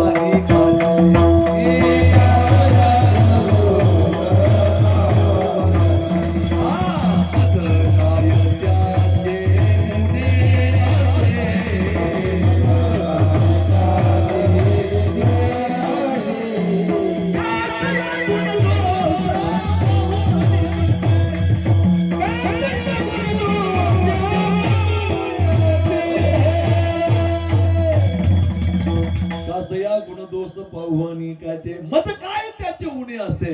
म्हणून मला काय उणे, माझे तेवढे दोष आहे. आपल्या दोषाचं दुसऱ्याचे काढायचं काम नाही. म्हणून अनिकाचे कानी गुण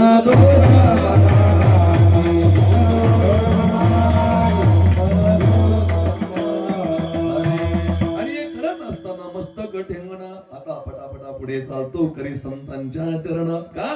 हरिप्राप्तीशी उपाय धरावे संताचे ते पाय. संत विन प्राप्ती नाही ऐसे वेद देती ग्वाही. संताशिवाय भगवत प्राप्ती नाही. म्हणून मस्तक ठेंगणं करी संतांच्या चरण. हरे आणि हे करत असताना वेचिते वचन जेने राहे समाधान. असं त्या ठिकाणी बोल की दुसऱ्याचं मन दुखणार नाही. काही लोक सहज मन दुखवतात बा. बोलण्याचे 2 प्रकार आहेत. तशी दानोबर यांनी 16 सांगितले. अटू वेगू विंदारू आशा तृष्णा प्रतारणू. हे संन्याशीले अवगुणू जय वाचे. एवढं सांगत वेळ घेत नाही. आपली वेळ संपली. 9:45 वाजले. बस करू काय, बस करू चाल देऊ. एवढ्या मध्ये इतकंच येत. आणि टायमिंग म्हणलं मी, टायमिंग आपला अर्थ आहे ना आपलं. असं म्हणलं मी, लांब नका जाऊ गळ्या. विढाला विढाला विचिते वचन नाही का. बोलण्याचे 2 प्रकार आहेत. एक कटू आणि दुसरं मृदू. शब्द तेच असतात पण एक शब्द तुमच्या हृदयाला बोचतात आणि एक शब्द तुमच्या हृदयाला आल्हाददायक ठरतात. बघा तुम्ही बोलण्याचे प्रकार कसे. समजा एखादा माणूस तुमच्या घरी आला अरे आणि त्याने जेवण केलं नाही का, आणि त्याने 4-5 पोळ्या खाल्ल्या. समजा चांगला आहार आहे त्याचा. आणि तुमच्या जर म्हणलं अहो बापरे लय खात्या बाबा तुम्ही, कसं वाटलं त्याला? त्याला चांगलं वाटलं का? त्याला वाईट वाटलं? त्याला इतलं खाता का बापा? आणि त्याला जर तुम्ही म्हणलं दादा लय माणसं पाहिले जीवनामध्ये पण खरंच तुमच्यावर देवाची कृपा आहे, काय आहार आहे तुमचा, याला देवाची कृपा लागते बरं एवढं बसायला. खरंच तुम्ही 4-5 पोळ्या खाल्ल्या एवढा त्या ठिकाणी तुमचा आहार आहे, खरंच भगवंत त्याची कृपा येते. त्याचा अर्थ तोच होतो तो लय मोठं खाल्लं म्हणून. त्याचा अर्थच तो होतो तू जास्त खाल्लं. पण बोलण्याचे प्रकार आहे नाही का. म्हणून चांगलं बोलत जा. तैसे साचा आणि मवाळ मी तुले आणि रसाळ शब्द जैसे कल्लोळ अमृताचे नाही का. मला सांगा विजू कावळ्याचा रंग कसा आहे? काळा. आणि कोकिळेचा काळा. काक कृष्ण पिक कृष्ण को भेदो पिक काकयो वसंत समय प्राप्ते काक काक पिक पिक. हा नंबर आहे. सांगतात ऋतुपतीचे द्वार वनस्त्री निरंतर ओळगे फळ बहरला म्हणण्याशी नाही का. कावळ्याचा रंग कसा आहे? काळा. आणि कोकिळेचा विजू काळा. मग तुम्हाला कावळा आवडतो का कोकिळा आवडते? बोला ना. तुम्हाला कावळा आवडतो कोकिळा? बाबा तुम्हाला? कोकिळा झाडावरची, झाडावरतीच ना. आणि काहीच नाव तर कोकिळा नाही ना. ठीक आहे. आणि कोकिळा झाडावरच राहते ना. इकडे कोकिळा काय खाली तुम्ही लांब नका जाऊ. मी घोडावाळा माणूस आहे. मला सांगा तुमचं नाव काय म्हणले? रमेश दादा. तुम्हाला काय आवडतं? कोकिळा का कावळा? कोकिळा. नाही म्हणू नका, येला असेल कोकळा घरी. विनोदाचा भाग सोडा. प्रत्येकाला काय आवडतं? बाबा कोकिळा आवडते. मला सांगा, कावळ्यानं तुमचं काय बांध करलं काय? कावळ्यानं तुमचं काही नुकसान केलं का? मग तुम्हाला कोकिळा का आवडते? हा, तिचा आवाज चांगला आहे. कोवा किसी का धन हरे, कोयल किसी को देत, मीठी वाणी बोल के सब जग अपना लेत. मीठा मीठा बोल तेरा क्या बिगड़े, क्या बिगड़े तेरा क्या बिगड़े, मीठा मीठा बोल तेरा क्या बिगड़े. चांगलं बोलायला काय जातं बरं, पण चांगलं नाही बोलत आपण. कोणाला बी असं टोचून बोलतो आपण. एखादा गरीब माणूस तुला मुद्दाम काय चाललं सरपंच, म्हणजे गरीबाची विनाकारण खिल्ली उडवायची का? असं बोलायचं नाही, नाही का? बोलण्यामुळे माणसं तुडतात आणि बोलण्यामुळे माणसं जुडतात. मी पहिली एसटीनं फिरायचो, दादाकडे बऱ्याच वेळ चालू मी एसटीनं. आता देवाची कृपा आहे. एसटीनं लय दिवस प्रवास केला मी. नंतर ती बॉक्सर घेतली, किनोळा वगैरे कीर्तनाला यायची भागामध्ये. धामणगाव वाडीला तुम्ही लहान असेल तेव्हा. आणि एसटी मध्ये असं एकदा बसलो मी आणि एक बाई एसटीत चढली बा. असे 2-4 लेकरं सोबत, असे लहान लहान लहान लहान, असे एक पोटात एक बोटात, असे सगळे. देवाची कृपा. एसटी मध्ये चढली ती माऊली. एक माणूस म्हणला, ओ ताई, एवढी गर्दी केली एसटी मध्ये, एवढे लेकरं आले, अर्धे आणायचे होते. ती म्हणली, अर्धे झाले, अर्धे घरी आहे. आणि मग तेवढ्यामध्ये ती बाई माझ्या सीटच्या पाठीमागे उभी. बोलणं सांगतो तुम्हाला, वेचिते वचन. आणि ती अशी उभी माझ्या सीटच्या पाठीमागं. तर माझं सहज लक्ष गेलं. अरे म्हटलं, या ताई उभी आहे. मग मला थोडा क्यू आली थोडी. मला साधूचं हृदय कसं राहतं, नको बा. मी थोडंसं म्हटलं, ताई बसा म्हटलं इथे, नाही का? आई म्हटलं, ताई बसा तुम्ही. आता मी तिला जागा दिली. मी काही वाईट काम केलं का? ती काय म्हणली मला, कवाची उभी येतं तवाचा का दुष्काळ झालता. दुष्काळ म्हणते नाही का? केव्हाची उभी म्हणते तेव्हा दुष्काळ झालता. वेचिते वचन. मला पश्चाताप झाला. म्हणलं, हिना करणंच अवघड झाला. जाऊ दे म्हणलं, काय बोला, नाही का? तू दुसरा माणूस म्हणला, ओ ताई, त्या महाराजांनी तुम्हाला जागा दिली तुम्ही त्याला दुष्काळच का म्हणू लागले? तुम्ही दिली का फुकट दिली? गाडी का त्याच्या बापाची आहे? वेचिते वचन. काय करा म्हणलं बा. ते एका माणसानं माझा आवाज ऐकला आणि त्याला म्हटलं, माऊली मला शेलूत करते पाहिले. अरे ते म्हणले, माऊली तुम्हाला बोलले काय ताई? म्हणलं, हो. तुम्ही ऐकून घेतलं? आपण मग का मार खातो. महिलांचा कायदा कसा असतो. ते म्हणलं, हो ताई, तुम्हाला माहिती आहे का ते कोण आहे? ते ज्ञानेश्वर माऊली शेलूत करे. ते म्हणले, असं मला काय चुलीत घालायचं आहे?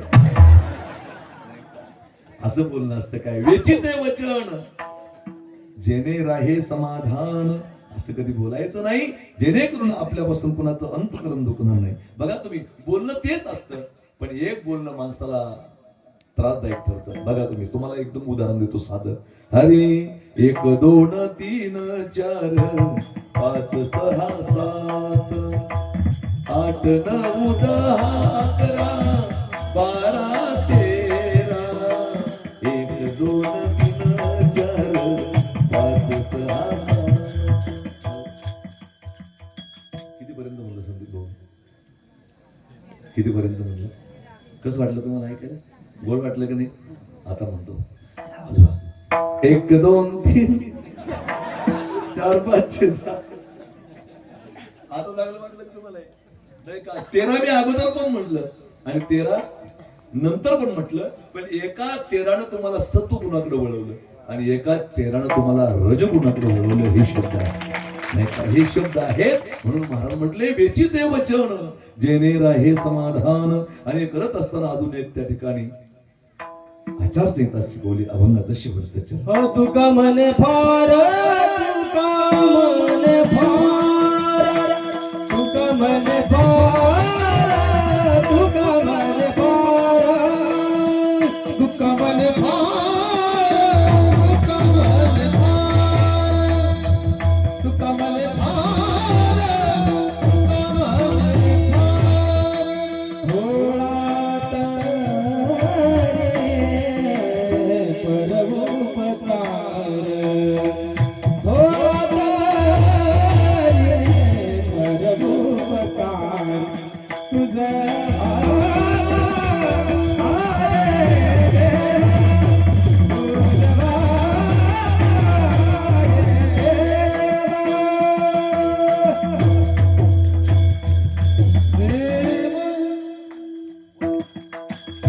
थोडा तरी परोपकार, थोडा तरी परोपकार तुझा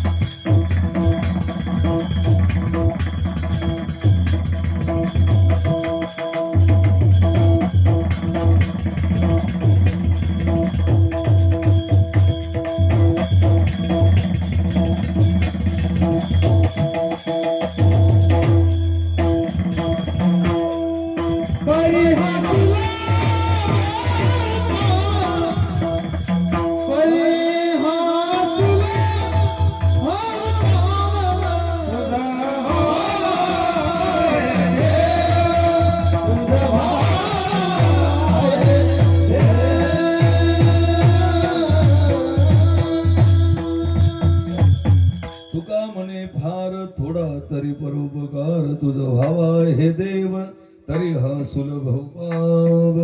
जेवढा उपकार आपल्याकडून होईल, परोपकारार्थम वहंती नद्या, परोपकारार्थम दुहंती गावा, परोपकारार्थम फलंती वृक्षा, परोपकारार्थम इदं शरीरम. म्हणून त्या ठिकाणी जेवढा परोपकार होईल आपल्याकडून तेवढा करावा. तुका म्हणे फार फार म्हणजे किती, ज्या जगात आमचा जन्म झाला त्या जगासाठी काही करावं. नाही जगासाठी जमलं थोडं थोडं करत राहावं. नाही जगासाठी जमलं ज्या देशात आम्ही जन्मालो त्या देशासाठी काही करावं. नाही देशासाठी काही करता आलं ज्या राष्ट्रात आम्ही जन्माला आलो त्या राष्ट्रासाठी काही करावं. नाही राष्ट्रासाठी काही करता आलं ज्या जिल्ह्यात आम्ही जन्माला आलो त्या जिल्ह्यासाठी काहीतरी करावं.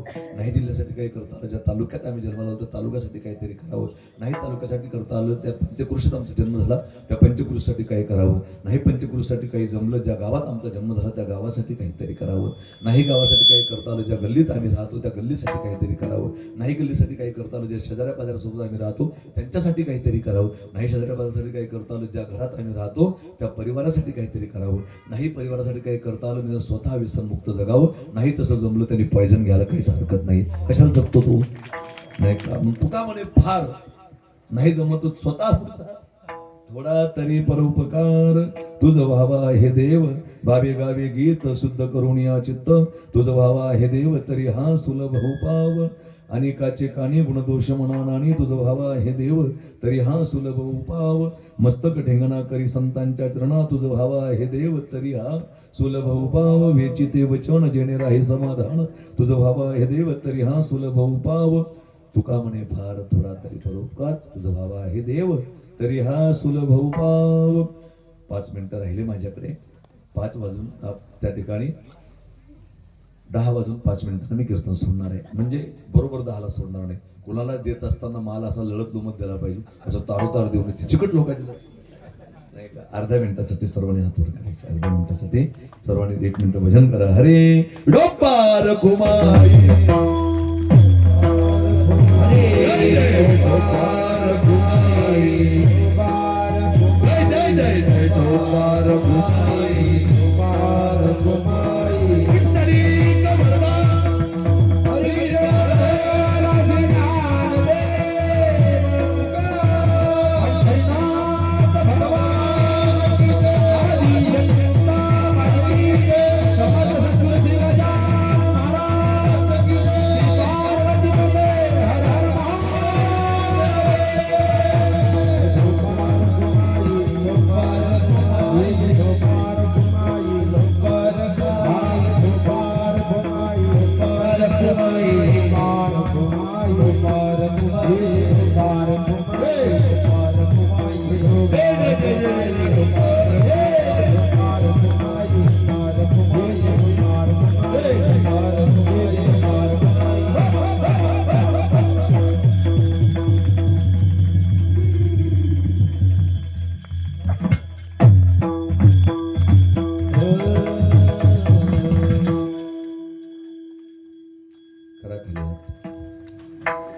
हात करा खाली. ठीक आहे. भावे गावे गीत शुद्ध करून या चित्त माय बापू या ठिकाणी मला बोलावलं. खरं तर मला तिकडंच घाटावर खूप कार्यक्रम त्या ठिकाणी असतात. परंतु एक भानुदादामुळे एक नाळ जुळली थोडीफार त्या ठिकाणी असल्यामुळे गोकुळ भैयाने फोन केला. जाताना एक शेवटची तुम्हाला विनंती करून जाईल. गड्या तरुण पोरं या ठिकाणी बसलेले आहेत. व्यसनमुक्त त्या ठिकाणी जीवन जगा. गेल्या 1993 पासून आम्ही त्या ठिकाणी व्यसनमुक्तीचा वसा त्या ठिकाणी घेतलेला आहे. आज या व्यसनाच्या खाईमध्ये आपलाच समाज याच्यामध्ये गुरफटू लागला. मला हिंदू धर्मातलेच लोक त्या ठिकाणी आहे. आपल्या लेकरायला कथा कीर्तन याचा तिटकारा आहे. गप्पा मारतील, फोन पाहतील, मोबाईल त्या ठिकाणी उचकतील, अशी कठीण परिस्थिती आपल्या लेकरांमध्ये त्या ठिकाणी झालेली आहे. आणि याचे दुष्परिणाम आम्हाला सध्या नाही परंतु त्या ठिकाणी पुढे भविष्यात फार मोठी भोगावे लागणार आहेत. त्याच्यामुळे तुम्हाला जाताना एक गोष्ट सांगून जातो. व्यसनमुक्त त्या ठिकाणी जीवन जगा. इथं बसलेल्या जेवढ्या मुली आहेत त्यांना माझी आई म्हणून, माझी बहीण म्हणून, माझी लेक म्हणून त्या ठिकाणी एक सल्ला देऊन जाईल की खूप अभ्यास करा बेटा, खूप मोठ्या व्हा, फॅशनेबल राहा. परंतु त्या ठिकाणी माझ्यामुळे माझ्या मायबापाला कुठंच खाली पाहायची वेळ येणार नाही हे प्रत्येक लेकीनं त्या ठिकाणी आत्मसात केलं पाहिजे, आपल्या मनात घेतलं पाहिजे. आज मुलींचे पळून जाण्याचे प्रमाण अनेक गोष्टी त्या ठिकाणी समाजामध्ये वाढू लागल्या. याचे एकमेव कारण त्याला त्या ठिकाणी कारण असेल तर इंटरनेट वगैरे त्या ठिकाणी एक कारणीभूत त्याला गोष्टी आहे. सोशल मीडिया कारणीभूत आहे. म्हणून त्या ठिकाणी किती पाहावं, किती न पाहावं, काय पाहावं, काय पाहू नये, या सगळ्या गोष्टी त्या ठिकाणी आपण आत्मसात करणं फार मोठ्या गरजेचे आहे. आणि आज सगळ्या सगळ्यात मोठी शोकांतिका आहे. आमचा समाज एकत्र होणं फार मोठं गरजेचं आहे. एका माळी कोळी तेली तांबुळी सुतार कुमार लोहार वंजारा बंजारा 18 पगड जातीची माणसं त्या ठिकाणी आम्हाला एकत्र येणं गरजेचं आहे. अन्यथा फार मोठी कठीण परिस्थिती आहे. प्रत्येक धर्मातली माणसं आज ज्याच्या त्याच्या धर्माचा पायाभरणी त्या ठिकाणी मोर्चे बांधणी त्या ठिकाणी चालू आहे. परंतु आज जास्तीत जास्त व्यसन आमच्याच लेकरायला आमचेच लेकर त्या ठिकाणी व्यसनामध्ये आहे. याचा विचार आपल्या पोरांनी त्या ठिकाणी केला पाहिजे. राजकारण बाजूला ठेवून माझ्या गावाचा विकास कसा होईल, माझ्या गावाची प्रगती कशी होईल, मी एकत्र कसं येईल, हे सगळं आपण त्या ठिकाणी पाहिलं पाहिजे. फार मोठी शोकांतिका आहे आज. आणि पोरांना सुद्धा सांगतो, आपण आपल्या व्यवसायाकडे वळलं पाहिजे. प्रत्येक मुलांनी आज पोरायला बेकार बेकार त्या ठिकाणी व्यसन लागले का, आणि त्यातल्या त्यात राजकारण असेल हे असेल, याच्यामुळे दारूची व्यसन भयान लागू लागले. प्रत्येक पोराला एक विनंती करून जाईल, राजकारणात राहू नका असं मी म्हणणार नाही, परंतु ज्या मायबापाने हाडाच्याकडे रक्ताचं पाणी करून आम्हाला जन्माला घातलं, त्या मायबापाचं लेकर विचार करायला तयार नाहीये. आतापर्यंत एखादा पोरगा दाखवा मला की त्याच्या मायबापाचा वाढदिवस साजरा केला म्हणून. एका मायबापाचा वाढदिवस त्या कोणत्या पोराने साजरा केला असं मला सांगा आतापर्यंत. परंतु मी या नेत्याचा फॅन आहे, मी त्या नेत्याचा फॅन आहे, मी या क्रिकेटरचा फॅन आहे, मी त्या क्रिकेटरचा फॅन आहे, त्याचे वाढदिवस त्या ठिकाणी करतायत. ज्या बापानं हाडाच्याकडे रक्ताचं पाणी करून आमच्यासाठी एवढं मोठं जतन करून ठेवलं, त्या बापाचा विचार करत नसेल, त्याच्यापेक्षा दुर्दैव त्या ठिकाणी काय शकतं. आता त्या ठिकाणी मॅच झाली, वर्ल्ड कप आणला, स्वाभिमान आहे आम्हाला. पण एखाद्या क्रिकेटरनं जर 100 रन काढले तर एखादा मुलगा त्या ठिकाणी फटाके फोडतो, पदरच्या पैशाचे फटाके फोडतो. त्याला माहिती आहे का हा कोणत्या कोपऱ्यात कोणत्या गावात त्या ठिकाणी राहतो, त्याला काहीच माहित नाहीये. परंतु त्याने 100 रन जर काढले तर हा मुलगा त्या ठिकाणी फटाके फोडतो. पण ज्या बापानं हाडाचे काढ रक्ताचं पाणी करून या मेराचं त्या मेरावर त्या ठिकाणी वखरावर आपल्या सुखासाठी हजारो रन काढले, त्या बापाचा कधी विचार एखाद्या लेकराने केलाय का? हे हा विचार करणं त्या ठिकाणी गरजेचं नाही का? म्हणून तुमच्या पाया पडून सांगतो गड्या, व्यसनाच्या आलीत तर त्या ठिकाणी राहा आणि आपला आपला व्यवसाय, आपला आपला कामधंदा, आपलं आपलं त्या ठिकाणी सर्व हे करून नंतर एका डॉक्टर बाबासाहेब आंबेडकरांचं एक वाक्य सांगून जातो तुम्हाला की उपाशी पोटी कार्य करता हा एक दिवस लाचार भिकारी बनत असतो. म्हणून त्या ठिकाणी उपाशी पोटी कार्यकर्ता बनून लाचार भिकारी बनल्यापेक्षा स्वाभिमानानं त्या ठिकाणी जीवन जगण्याचा प्रयत्न प्रत्येक लेकरांनी केला पाहिजे. फार मोठी दुर्दैव शोकांतिका त्या ठिकाणी आहे. आणि एवढे दुष्परिणाम होऊ लागले. आज आमच्याकडे एक पेशंट आलं होतं महाराज, नाही का 15-20 दिवस झाले, माझी वेळ संपली, माझ्याकडे 2-3 मिनिटं बाकी आहे. 15-20 दिवस झाले एक पेशंट आमच्याकडे त्या ठिकाणी आलं होतं आणि इतका त्रास दिला त्याने. 2 दिवस त्याला बांधून ठेवावं लागलं, इतका त्रास दिला. आणि बायकोला मारायचा, लेकराला हानमार करणे, लेकराला त्रास देणे, 2 मुली त्याला एकदम छोट्या. किती दारूमुळे, या व्यसनामुळे, या वाईट वागण्यामुळे किती दुष्परिणाम आम्हाला भोगावे लागतात. आणि तो मुलगा जेव्हा आमच्याकडे त्या ठिकाणी आणला, 1-2 दिवस त्याला बांधून ठेवलं, तो नुसता धिंगाणा करायचा केंद्रामध्ये. आणि आणल्यानंतर त्याला समजून सांगितलं की एक बापाचं कर्तव्य काय असतं, बाप आपल्या लेकरासाठी काय करू शकतो. आणि म्हणून इथं बसलेल्या प्रत्येक पोरीला सांगून जाईल मी, दीदी तुला नाही का, आणि इथं जे पोरं बसलेले आहेत की आपल्या मायबापाचा विचार करा, ज्या मायबापाने हाडाच्याकडे रक्ताचं पाणी करून आम्हाला लहानचं मोठं केलं, वाढवलं, वर्तवलं, आणि त्या मायबापाचा आम्ही विचार करत नसेल तर याच्यापेक्षा दुर्दैव शोकांतिका असू शकत नाही.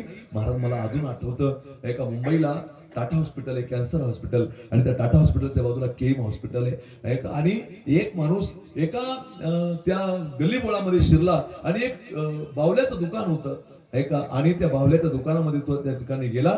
आणि त्या बावल्याच्या दुकानामध्ये गेल्यानंतर त्यांनी त्या ठिकाणी पाहिलं की इकडं तिकडं पाहिलं, तो मध्ये घुसला. आणि मध्ये घुसल्यानंतर त्यांनी बीप बीप असा आवाज आला. तेवढ्यात त्याच्यावर लक्ष गेलं ते एका तिथल्या शिपायाचं. आणि त्या शिपायाने पाहिलं की याने डॉल त्या ठिकाणी काहीतरी चोरलं याने. आणि तो शिपाई तिथं पळत गेला आणि त्याला पकडला आणि मारत मारत मॅनेजरच्या समोर उभं केलं. तो पाया पडत होता, मला मारू नका, मी तुमच्या पाया पडतो, मला मारू नका, मी चोर नाहीये. सांगितलं हरामखोरा तू चोर नाही, पण तू त्या ठिकाणी काहीतरी चोरलेलं आहेस, हे तितकंच खरं आहे. त्याला जो तो मारत होता, कोणी त्या ठिकाणी व्हिडिओ काढत होता, तो खाली लोळत होता, तो सगळ्याच्या पाया पडत होता की मला मारू नका, मी चोर नाहीये. परंतु प्रत्येक जण त्याच्यावर हात त्या ठिकाणी थंडा करत होतं. आणि शेवटी एका माणसाचं लक्ष गेलं, त्यांनी सांगितलं मी याला टाटा हॉस्पिटलच्या बाजूला त्या ठिकाणी फिरताना पाहतोय, 2-3 महिन्यापासून हा टाटा हॉस्पिटल जवळच राहतोय, मारू नका त्याला. नंतर त्याची खरी परिस्थिती ऐकून घ्या. त्याच्या खिशामध्ये डॉक्युमेंट निघले आणि त्याला सगळे शांत झाले, त्याला मारणं सर्वांनी बंद केलं. तो त्या ठिकाणी उभा राहिला, हात जोडून सांगितलं मी चोर नाहीये, मला मारू नका. म्हणले चेक करा.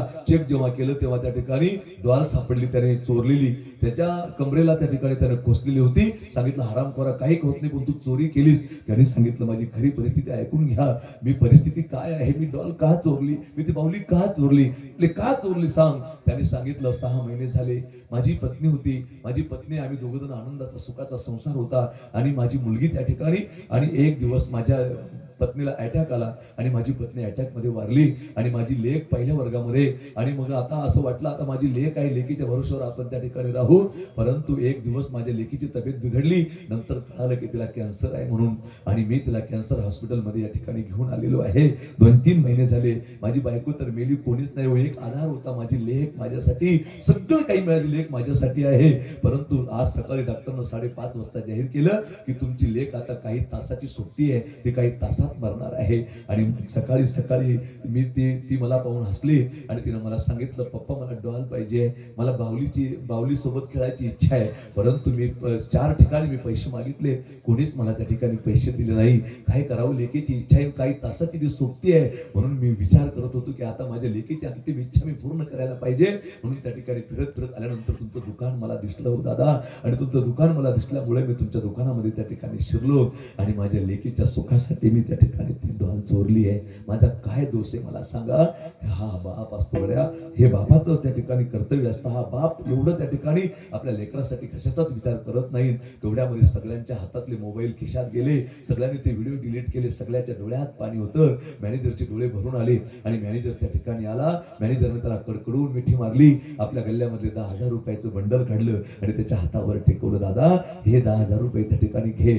त्याने सांगितलं, मला 10,000 रुपये नको आहे हो, फक्त थोडी डॉल पाहिजे मला, जी तुम्ही हिसकून घेतली. माझ्या लेकीची अंतिम इच्छा आहे. एक सांगू बेटा तुम्हाला, इथं बसलेल्या मुलींसाठी सांगतोय, माय तुमचा बाप तुमच्यासाठी अख्खा आयुष्य त्या ठिकाणी धुळीला लावतो. अख्खा आयुष्यामध्ये कधीतरी विचार करा पूर्वी हो तुम्ही, नाही का, की ज्यांनी एखाद्या वेळेस तुम्ही दिवाळी पाहिली असेल, अनेक दिवाळ्या भाऊबीज तुम्ही पाहिल्या, तेवढ्या दिवाळीला जेव्हा बाप बाजारला जातो ना, तेव्हा तुम्ही सगळे त्या ठिकाणी बापाला सांगतो, पप्पा मला असा ड्रेस आणा, पप्पा मला तसा ड्रेस आणा, नाही का, बायको सांगते मला अशी साडी आणा, तशी साडी आणा, आणि मग तो बाप सगळ्यांचा बाजार घेऊन येतो. पण खरं सांगा इमानदारीनं, आतापर्यंत तुम्ही सगळ्यांनी ते ड्रेस जेव्हा हातात घेतले तेव्हा सगळ्यांनी पाहिले ड्रेस एकदम सुंदर आहे, पण आतापर्यंत कोणी असे विचारले का, पप्पा तुम्ही आमच्यासाठी आणलो पण तुमच्यासाठी एखादा ड्रेस आणलाय का? असा प्रश्न एखाद्या वेळेस तरी तुम्ही तुमच्या बापाला विचारला का?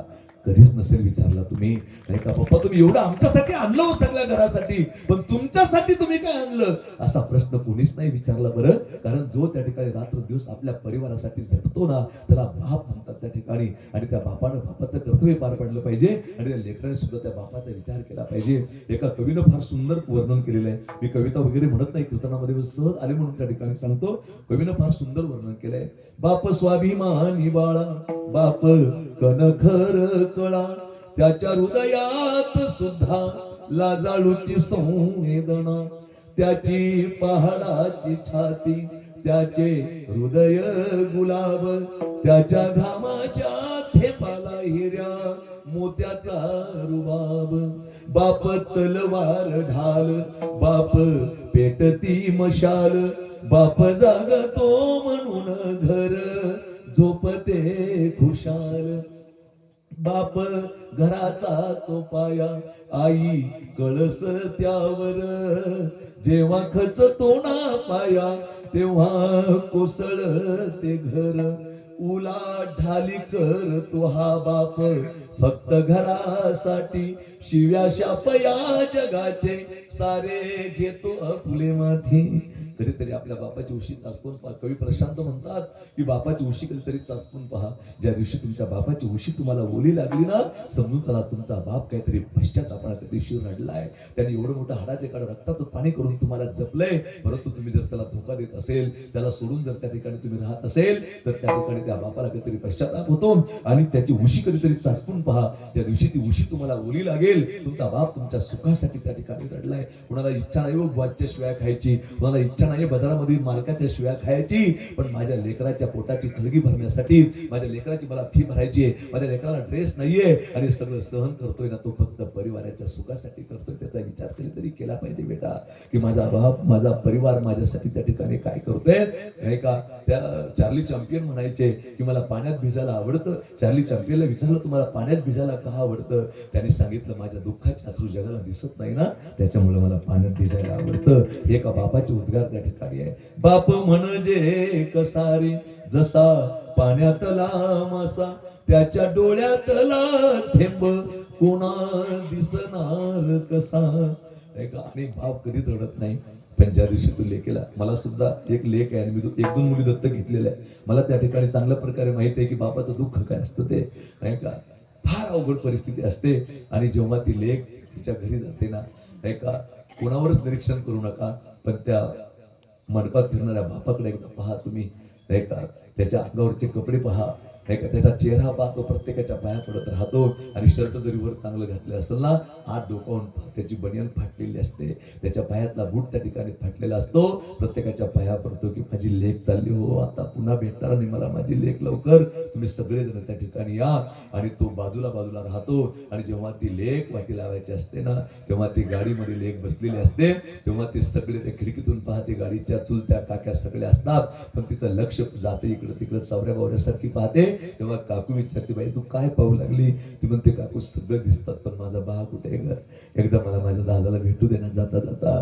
तेवढ्यात ती खाली उतरते, तिचा बाप एका बाजूला बसलेला असतो. आणि हळद लागलेली लेक बापाच्या समोर जाऊन उभी राहते. बाबा येते मी आता. तेवढ्यात तो बाप जेव्हा वर पाहतो, तिला कडकडून मिठी मारतो. तुझ्या डोळ्यामध्ये गंगा यमुना उभ्या का, जा मुली जा दिल्या घरी सुखी राहा. तेवढ्यात ती बापाच्या गळ्यात पडून खळखळून रडून घेते. आणि तिथे उभ्या असलेल्या आईला म्हणते, आई आतापर्यंत मी होते ना, तुमच्या दोघांची भांडणं व्हायची तर मी होते मोडायला, पण आता कोणी नाही तुमच्या दोघांमध्ये समजून सांगायला. बरं, बाबाला बीपीची शुगरची गोळी त्या ठिकाणी वेळेवर देत जा. मी होते तर सगळं करत होते, पण आता तू बाबाशी कधी भांडू नको माय. त्यांनी लय केलं आपल्या परिवारासाठी. ही म्हणणारी लेक, एक लेक त्या ठिकाणी असावी. बाप साठवी तो अश्रू वाट पाहे त्या क्षणाची, जन्मभराचे रडतो लेक जाताना सासरी. ही लेक त्या ठिकाणी असते. आणि लेकीसाठी बाप काय करतो, त्याने त्या बाहुलीसाठी एवढा मार खाल्ला. बाहुली घेतली, दवाखान्यामध्ये गेला, पोरीच्या हातात बाहुली दिली, डॉल दिली पुरीच्या हातात. पोरगी हसली, तिनं सांगितलं, ती डॉल आपल्या जवळ घेतली, तिच्यासोबत खेळली. म्हणले, पप्पा मला तहान लागली, पाणी आणा. बाप पाणी आणायला गेला. ती शांत डॉल आपल्या हृदयाशी घेऊन झोपलेली होती. तेवढ्यात तो बाप तिला उठवायला गेला. दीदी ए छकुली उठ बाळा. तेवढ्यात तिचं त्या ठिकाणी हातातली बाहुली खाली पडली. बाप ओरडला. डॉक्टरांनी सांगितलं, तुमच्या लेकीने जगाचा निरोप घेतलाय, ती मेली आहे. त्या बापाच्या डोळ्यात अश्रू होते, पण त्याच्या चेहऱ्यावर हसू होतं. त्याला विचारलं, असं का? त्याने सांगितलं, माझी लेक जग सोडून गेली, त्याच्यामुळे मी रडतोय, पण माझी शेवटची इच्छा माझ्या लेकीची मी मार खाऊन का होत नाही, पण पूर्ण केली. ते समाधान त्या ठिकाणी माझ्या जीवनात आहे. म्हणून तो बाप एवढं करू शकतो. माय एक तुम्हाला सांगतो बेटा, नाही का, कधीच अरे ज्या बापाने 18 वर्ष लहानचं मोठं केलं, त्या बापाची जाणीव पोरीनं ठेवली पाहिजे. नाही का, एक झिपरं पोरग त्या ठिकाणी 2 दिवसात जे जीवनामध्ये आलं आणि ते डायरेक्ट पोलीस स्टेशन मध्ये सांगते, त्या ठिकाणी मी यांना ओळखत नाही म्हणून. किती शोकांतिक आहे, किती अवघड परिस्थिती आहे. आणि माझ्याकडे सगळ्या प्रकारचे लोक आता भरती आहेत तिथे. आता एक माणूस रडला माझ्याकडे की माझी मुलगी इंटरकास्ट मॅरेज केलं म्हणे माऊली. त्या ठिकाणी गावात माझ्याशिवाय न्याय होत नव्हता, पण गावात फिरायच्या लायकीचा मला ठेवला नाही पोरीनं.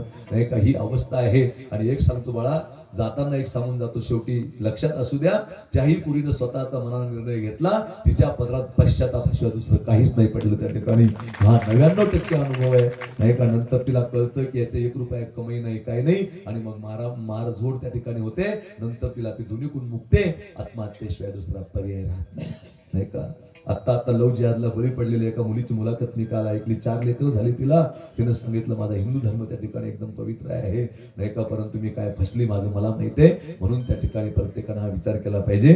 असं काउन्सिलिंग आम्ही त्या ठिकाणी करत असताना त्या पोरानं ती काउन्सिलिंग ऐकली आणि त्याने सांगितलं, याच्यानंतर मी बायकोला मारणार नाही माऊली, मी दारू त्या ठिकाणी सोडतो, दारू मी आता परत पिणार नाही. आणि एक दिवस, आता 10-12 दिवस झाले, त्याचे घरचे, त्याची बहीण त्या लेकी घेऊन आली. जसं त्याने लेकीला पाहिलं, पळत गेला त्या मुलीला त्याने कडकडून मिठी मारली. त्याच्यातला बाप जागा झाला. आणि ती पोरगी सांगत होती, पप्पा तुम्ही गेल्यापासून मम्मी पण माहेरला गेलेली आहे आणि आजी आजारी असल्यामुळे आम्ही काल परवा उपवाशी होतो. त्यानं सांगितलं, बाळा आता उपवास राहायचं काम नाही पडणार, माझ्या दारूमुळे सगळा सत्यानाश झाला, पण आता नाही होणार. मी घरी गेल्यावर तुमच्या आईच्या पाया पडून घेतो, तिला घेऊन येतो. पण त्याची बहीण तिकडे रडत होती. विचारलं त्या ताईला, तू का रडते ताई? म्हटले, माऊली तुम्हाला काय सांगू मी, ह्यो घरी गेल्यावर फाशी घेणारे किंवा मग दारू पिणारे. म्हटलं का? म्हटले, याच्या त्रासामुळे याची बायको इतकी वैतागली, 8 दिवस झाली ना दुसरं लग्न केलं आणि पुण्याला निघून गेली. म्हटले त्या ठिकाणी तिथली कठीण अवस्था आहे. आता ते लेकरं अनाथ झाली. एक मुलगी मागितली मी, आता काय होईल सांगता येत नाही, किंवा आम्ही एक लेख सांभाळतो त्या ठिकाणी. मला ही पहिल्यापासून हा मला त्या ठिकाणी छंद आहे. माझ्या हातून भगवंतांनी बरेच हे कामं त्या ठिकाणी करून घेतले. नाही का, जेवढं होईल तेवढं करण्याचा प्रयत्न त्या ठिकाणी आपण केला पाहिजे. आणि एका दारूच्या व्यसनामुळे असा सत्यानाश त्या परिवाराचा त्या ठिकाणी झाला. म्हणून जाताना तुम्हाला सांगून जातो, व्यसनाचे आलीत तर त्या ठिकाणी जीवन जगा. माझ्याकडे महाराज आमचं नवचैतन्य व्यसन मुक्ती केंद्र वैष्णव परिवार उद्देश्य शोभावी ट्रस्टच्या माध्यमातून ते केंद्र त्या ठिकाणी सुरू आहे. माझ्याकडं नाही का दारूला जगात कुठं औषध नाही, परंतु तुम्ही सगळे प्रयत्न करून कोणाची सुटत नसेल त्यांनी आमच्या केंद्रात त्या व्यक्तीला त्या ठिकाणी आणून घालायचं आहे. नाही का, एकदम अल्प खर्च त्या ठिकाणचा आहे. त्याच्यात माझ्या हातात काही नाही. त्याच्यात 10-12 लोकांची बॉडी आहे. माझं गाव, माझ्या परिसरातले डॉक्टर लोक तिथे सेवा करतात. नाही का, 21 दिवस आम्ही त्या पेशंटला त्या ठिकाणी ठेवतो. अगोदर फ्री ऑफ चार्ज करण्याचा आम्ही प्रयत्न केला, पण आम्हाला खूप त्रास झाला त्याच्यामध्ये. मग आम्ही थोडा अल्प चार्जेस त्या ठिकाणी ठेवला. त्याचं खाणं पिणं राहणं, डॉक्टर गोळ्या औषध सलाईन आतरायला पांघरायला कोलगेट ब्रश चहा बिस्किट पासून सगळी ट्रीटमेंट फक्त 8,500 रुपये त्याची त्या ठिकाणी आकारल्या जातात. आता माझ्याकडे जवळजवळ बरेच पेशंट आहेत आणि ज्यांनी दारू सोडली तेच तिथे ते केंद्र चालवतात. ते पगारी आहेत. तिथे 8-10 लोक पगारी आहेत. पेमेंट त्यांना त्या ठिकाणी दिलं जातं आणि ते लेकरांच्या लग्नाचं वगैरे त्या ठिकाणी आम्हीच पाहणार आहोत. अशा पद्धतीनं त्या ठिकाणी ते कार्य चालू आहे. आणि जो माणूस आमच्याकडे दारू सोडतो तो कुठल्याही जाती धर्माचा असू द्या, तो जर आमच्याकडे दारू सोडल्यानंतर तो जर भूमिहीन असेल आणि त्याने जर पुन्हा दारू नाही पिली, त्याच्याकडे जमीन नसेल, त्याने दारू नाही पिली 3 वर्ष, तर त्याच्या मुलीच्या लग्नाची भांड्या कुंड्यापासून सगळी जबाबदारी आमचं ट्रस्ट त्या ठिकाणी घेतं. आता आम्ही 2-3 लग्न त्या ठिकाणी केले. आता पुढेही त्या ठिकाणी लग्न आहेत. अशा पद्धतीने कार्य चालू आहे. तुमच्या घरातला व्यक्ती जर त्या ठिकाणी खूप पीत असेल, शक्यतो मनानच सोडा आणि सगळा प्रयत्न करून जर त्याची सुटतच नसेल तर नक्की शिरूरला आणून घाला. असं समजा माऊली महाराज शिरूर करून 8,000 रुपयाचा आपला खिसा कापला. नाही का, आमची सगळी माहिती युट्यूबला भेटून जाते. नवचैतन्य व्यसन मुक्ती केंद्र सर्च करा किंवा पत्रिका असेल आमच्या ड्रायव्हर साहेबाकडे आम्ही ठेवून देतो त्या ठिकाणी. नाही का, साऊंड सिस्टम वाल्या बाहेरकडे ठेवून देतो. त्यांच्या घरी व्यसन त्याने ती माहिती पत्रक त्या ठिकाणी घेऊन जायचं आहे. एवढं संदेशच्या माध्यमातून देतो. बोलता बोलता 15 मिनिटं माझ्याकडून शिल्लक झाली. त्या 15 मिनिटाची क्षमा मागतो. पुंडलिक बाबा या ठिकाणी आले. गायक वादक लोक खूप सुंदर आहेत महाराज. साऊंड सिस्टम ही खूप चांगलं आहे. सगळं वातावरण त्या ठिकाणी सुंदर आहे. माझ्याकडून बोलताना काही चुकलं असेल तर माझ्या बुद्धीचा दोष आहे. जे बरोबर असतं ते सद्गुरू गजानन महाराजांची दादा महाराजांची कृपा.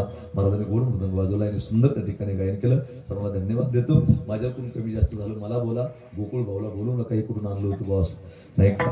आणि सिस्टम वगैरे सुंदर वातावरण आहे. आणि हा सप्ताह आता बंद करू नका, चालू ठेवा, नाही का, एवढी विनंती करतो आणि थांबतो. कोणी उठण्याचा प्रयत्न करू नये. नाही का, कळत नकळत माझ्याकडून कोणाचं नाव घ्यायचं राहिलं असेल त्याबद्दल क्षमा मागतो. ज्ञानेश्वर